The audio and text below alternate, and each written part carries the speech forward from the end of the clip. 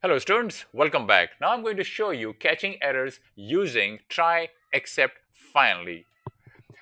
This allows us to handle errors gracefully. It also allows us to print to display our own customized error message on the screen.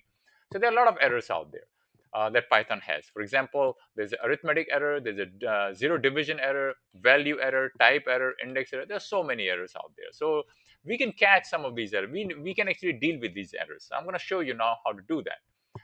Suppose I have this program, my a equal to 10 and my b equal to 5, and I'm dividing x by, I'm dividing a by divided by b, and I'm storing the answer in x, and then I'm printing my result x, and I'm also writing this little statement over here. Program continues running here on.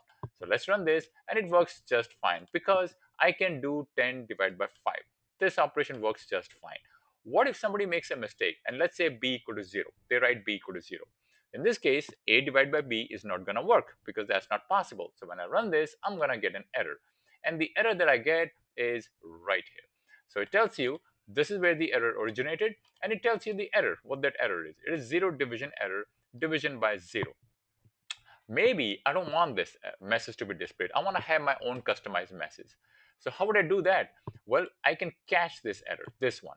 So let's cache this error. So in this case, I'm doing the same thing, a equal to 10, b equal to 0, and now I'm saying try. You try this block of code, x equal to a divided by b. If it works, great. Then you go to the next line right here. If it doesn't work, then you try to catch that error. Only one that error. In that case, zero division error. It's going to try to catch that error. And if it sees that error, it's going to print this statement. An error occurred. Please do not divide by 0. And at the end, then I'm printing program continues running here on. So when I run this, it works just fine.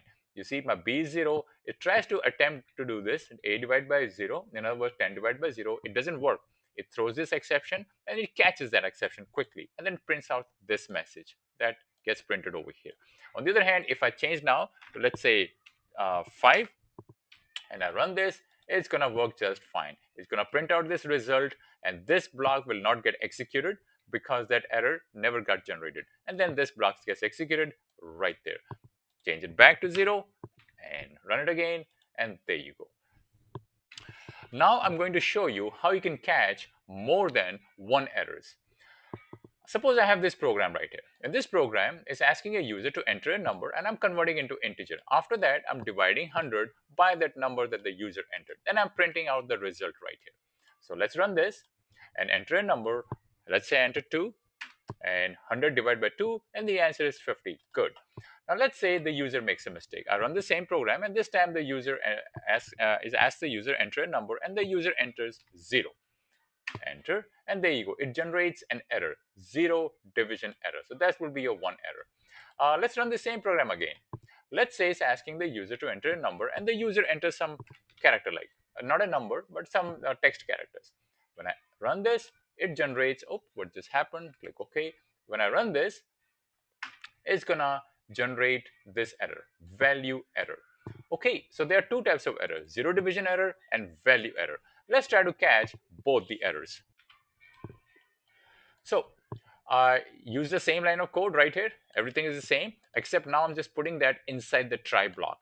And I'm telling the Python program that, hey, if the user enters a number and if everything works fine, execute this line of code. But if it raises an exception, let's say it throws this error, zero division error, then I want you to print this message. On the other hand, if this program right here, if it generates value error, then I want you to print this message. And at the end, I want you to print thank you. Okay, let's run this program. It asks the users to enter a number. So let's say the user enters 2, enter, and there you go. 100 divided by 2 is 50. That's good because it executed this line of code. It did not execute either one of them. And then at the end, it print out thank you, thank you. Now let's run this program again. Enter a number. Now this time the user enters 0. Enter, and there you go. It says error. You cannot divide by 0. What just happened was this error got generated, and now we caught that error. We cached that error over here, and now we are printing our own customized error message. You cannot divide by 0. Okay, now let's run this again. This time I'm gonna put some characters over here and hit enter again, and there you go. Now it's gonna say error. You must enter a valid number. What just happened? It tried to execute this code over here. That did not work out. And then it caught that error. It basically catch that error, catching that error happened over here. And it printed this message, error, you must enter a valid number. And then it says, thank you. Now let's take a look at another example. Suppose I have a list of numbers right here, and I'm asking the user to enter an index between 0 to 3. And based on that, it's going to print out the value of that number at that index. So in this case, let's say enter an index. Let's say the user enters the index 2, and it's going to print out the value at index 2. That would be 30. Okay, what if I run the same program again, and this time it asks the user to enter an index. Let's say the user enters an index 7, and we know 7 index does not exist, and then it's going to throw an error, index error. So we want to cache that error. Let's deal with another type of error. Let's say this time is asking the user to enter an index, and let's say the user enters some GFDA, so some hibri-jibri in text character, and look at that, it prints it actually generates another error, value error. So let's try to catch both the error, the index error and the value error, where the logic is similar. Come down, define your numbers right here, try to get the index from the user. Okay, try to print the value. If any of these two statements, if they don't work out and if they generate index error, then I want you to print this message. On the other hand, if this piece of code generates a value error, then I want you to print out this message. So let's run this now. Enter an index. So let's say I do the right one this time. I will say 0. Enter, and it prints out value 10 because the element at index 0 is 10. All right, now let's run it again, and let's say now it answers, the user enters some index, let's say it's 8. Enter, and it says index out of range. Please choose a number between 0 and 3. So this error got generated, and we just caught that error over here, and we printed our own customized message. Let's run this again.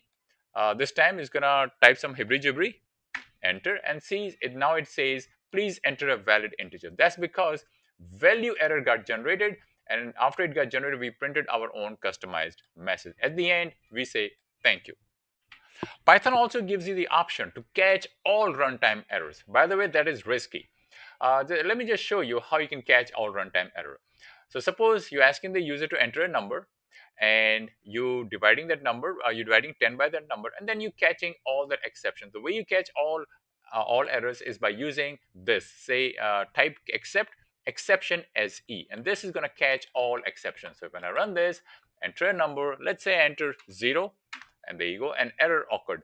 Let's run this again. This time, let's say it says enter a number, I enter something like this, enter, and there you go, an error occurred.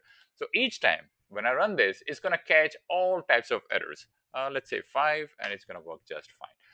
So this is not a good idea to catch all the errors because it hides the real error. You want to see the real error. Also, it can make your debugging difficult.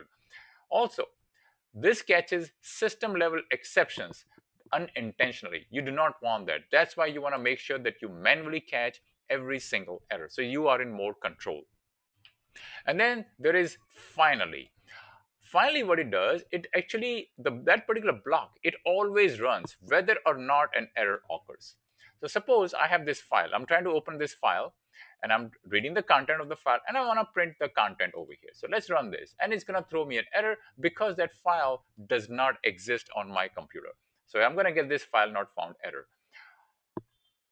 Now let's catch the above error. So in this case, I'm doing the same thing. I'm trying to open up the file in read mode, getting the content, and I'm printing the content. On the other hand, when I get this message or when I get this error, file not found, I'm going to print file not found. Then I use this finally keyword over here. What this finally is going to do is that regardless whether this gets executed or not, or whether this gets executed, it doesn't care. This will always get executed. So let's run this, and you can see that it's going to print file not found, execution completed. Because this file is not existing, so this part got executed. And then at the end, it also printed this.